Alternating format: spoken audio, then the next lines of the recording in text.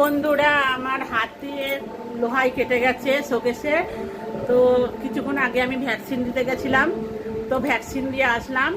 আসার সময় আর এখানে খুব বৃষ্টি পড়ছে, আসার সময় মনে হচ্ছে একটু চপ খাই। তো বেগুনি খেতে আমার খুব ভালো লাগে, তাও দেখলাম বেগুনি নেই।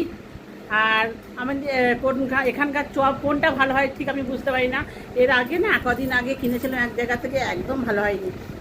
তো সাহস করে দুখানা চপ নিয়ে এলাম, 7 টাকা করে দাম নিল, জানো? এদিকে সরাই, 7 টাকা করে দাম নিল চপগুলো। আমি দেখি যদি ভালো হয় তো চপগুলো নিয়ে এসেছি, এত সুন্দর খেতে। এবার দুটো এনে ঠকে গেছি।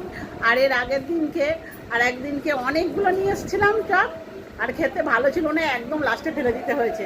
আজকে দুটো এনে ঠকে গেছি। তো চপগুলো এত সুন্দর খেতে, আর কটা হলে ভালো হতো। আর ভ্যাকসিন দিয়েছি জানো না, টিটিনাস ইঞ্জেকশন দিয়েছে, এত ব্যথা হয়েছে, পুরো আমার মাথা ঘুরে যাচ্ছে মনে হচ্ছে। একাই গেছি ইঞ্জেকশনটা দিতে।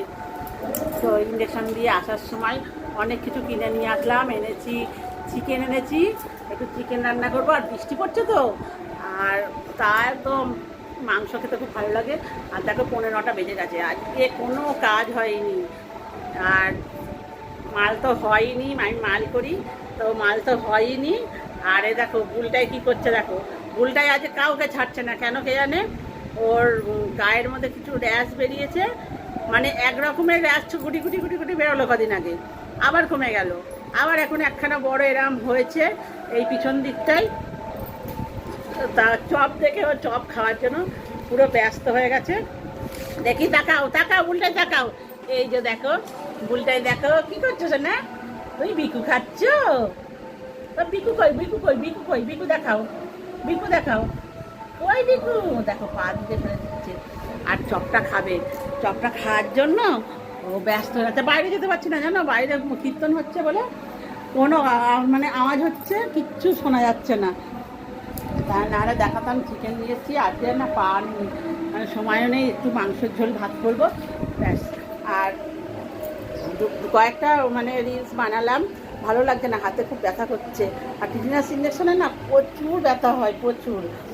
তো ভাবছি থার্মোফার্ম জেলটা দেবো, পোল্ট্রির ভ্যাকসিন দিয়ে যে থার্মোফার্ম জেলটা দেওয়া হয়, ওটাতে পুরো ঠান্ডা হয়ে যায়।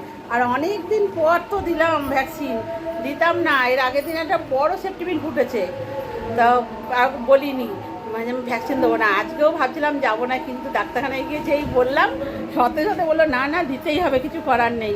তো বৃষ্টি পড়ছিল, আর বৃষ্টিতে না বাইরে বেরোতে কি ঘেন্না করে জানো না। তো ভ্যাকসিন দিয়ে আসলাম, এখন হাতটা খুব কনকান করছে, রান্না করব। তো টাটা।